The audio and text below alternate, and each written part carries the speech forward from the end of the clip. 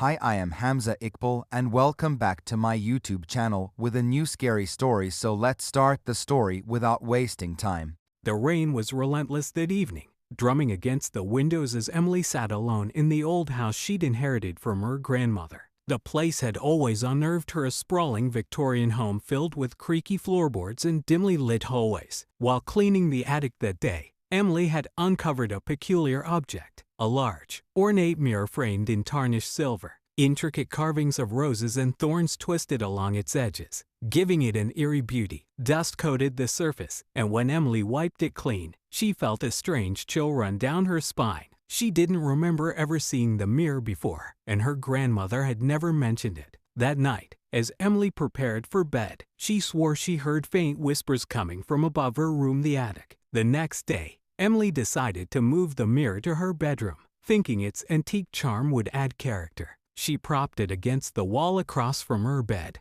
unaware of the shadowy figure that flickered in its depths as she walked away. The whispers began again that evening, louder this time, almost coherent. They seemed to be calling her name, soft and insistent. Emily dismissed them as her imagination, blaming the creaks of the old house. But when she looked at the mirror, she noticed something strange. Her reflection seemed off. It mimicked her movements perfectly, yet the eyes stared back at her with a coldness she couldn't explain. That night, she dreamt of the attic. In her dream, the mirror stood alone in the center of the room, glowing faintly. A shadowy figure emerged from its depths, reaching for her with long, clawed hands. Emily woke with a start, drenched in sweat, and found herself staring into the mirror. Her reflection was smiling, though her lips hadn't moved. Determined to uncover the mirror's origins, Emily searched the attic for clues. Among the dusty boxes and cobwebs, she found an old journal that belonged to her grandmother.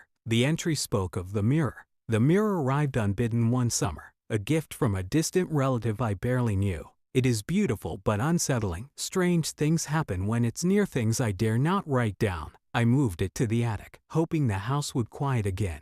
Another entry read, "The mirror does not reflect the world as it is. It shows what lies beneath, what hides in shadows, and sometimes it shows what is yet to come." As Emily closed the journal, she felt the hairs on her neck rise. From the corner of the attic, the mirror now stood upright, though she had left it leaning against the wall in her room. Emily tried to avoid the mirror in the following days, but it seemed to follow her. No matter where she went, she'd catch glimpses of its surface in her peripheral vision, even when it shouldn't have been there. One evening, as she passed the mirror, she saw something that made her blood run cold. The reflection didn't show her bedroom, it showed the attic. And in the center of the attic, a figure stood, tall, shrouded in shadow, its face obscured but its glowing red eyes locked onto hers. Panicking, Emily covered the mirror with a sheet and tried to sleep, but the whispers wouldn't stop, louder now, echoing in her mind. When she couldn't bear it any longer, she ripped the sheet away, only to find herself staring not at her reflection, but at the attic once again. This time, the shadow was closer. Desperate to rid herself of the cursed object, Emily decided to smash the mirror. She grabbed a hammer and struck its surface with all her might. The mirror didn't shatter. Instead, it rippled as if made of water, and the shadow stepped through.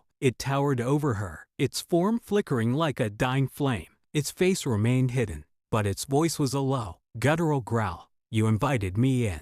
Emily ran, stumbling down the stairs, but the house itself seemed to turn against her. Doors slammed shut, the walls groaned, and the lights flickered. The shadow followed, slow and deliberate, its whispers growing louder with each step. She reached the front door and flung it open, only to find herself standing in the attic once more, the mirror before her. The last thing she saw was her reflection smiling back as the shadow enveloped her in darkness. Weeks later, the house was sold to a young couple eager for a fresh start. While exploring the attic, they discovered an old, ornate mirror covered in dust. "Look at this," the wife said, wiping it clean. "Isn't it beautiful?" As her husband admired it, the faintest whisper echoed through the room. "Welcome back.